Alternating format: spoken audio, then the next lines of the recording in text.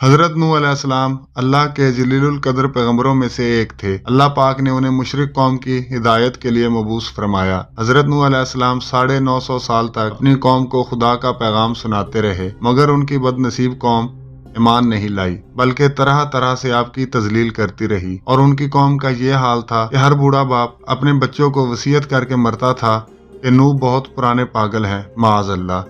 इसलिए कोई उनकी बातों को ना सुने और ना उनकी बातों पर ध्यान दे। यहाँ तक कि एक दिन वही नाजिल हो गई कि ए नूह, अब तक जो लोग मोमिन हो चुके हैं उनके सिवा दूसरे लोग ईमान नहीं लाएंगे। इसके बाद आप अपनी कौम के ईमान लाने से नाउमीद हो गए और अल्लाह ताला ने आपको हुक्म दिया कि एक कश्ती तैयार करें। हज़रत नूह अलैहिस्सलाम एक पहाड़ पर रहते थे। आपने वहाँ पहले दरख्त उगाए, फिर उनको काट कर पहाड़ पर ही कश्ती तैयार करते रहे।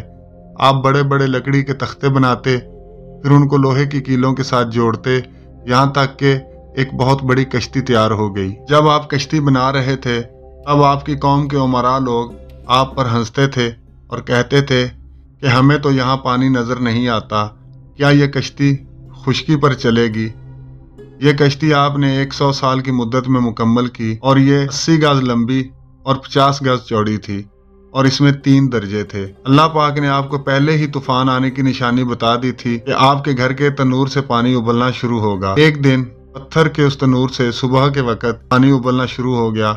आपने इंसानों और जानवरों के जोड़े जोड़े कश्ती पर सवार करना शुरू कर दिए। जोरदार बारिश होने लगी तो मुसलसल 40 दिन और 40 रात तक मुसलसल बरसती रही। आपके साथ आपके 80 के करीब साथी जो आप पर ईमान लाए थे, उनमें आपके 3 बेटे भी शामिल थे, जिनके नाम हाम, साम और याफिस थे। लेकिन आपका एक बेटा किनान जो मुशरिक था वो सवार ना हुआ। कहने लगा, मैं तूफान में पहाड़ पर चढ़कर पनाह ले लूंगा। आपने बड़ी दिलसोजी से फरमाया, बेटा आज खुदा के अजाब से कोई किसी को नहीं बचा सकता। इसी दौरान एक जोरदार मौज आई और आपका बेटा किनान गरक हो गया। इससे हमें यह भी पता चलता है कि नेक इंसान की औलाद के लिए ज़रूरी नहीं कि वो भी नेक हो।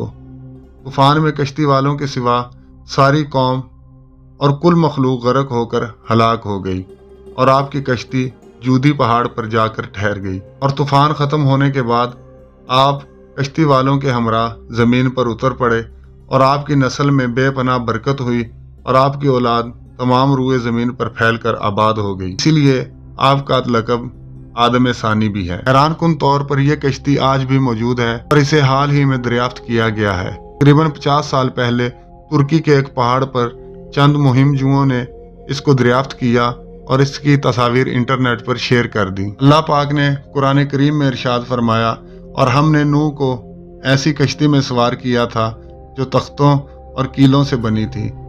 हालिया साइंसी तहकीकात के मुताबिक इस कश्ती से धाती कीलों और लकड़ी के तख्तों के आसार मिले हैं, जो कुरान करीम के सच्चे होने की गवाही है। इससे अल्लाह पाक की निशानियों और कुरान पर हमारा ईमान और पुख्ता होता है। दोस्तों, उम्मीद करता हूँ आज की वीडियो आपको पसंद आई होगी। अगर वीडियो अच्छी लगे तो इसे लाइक और शेयर ज़रूर करें। मज़ीद ऐसी वीडियोज़ के लिए आप हमारे चैनल को सब्सक्राइब ज़रूर करें। मिलते हैं अगली वीडियो में, तब तक के लिए अपना बहुत ख्याल रखिएगा। अल्लाह हाफिज़।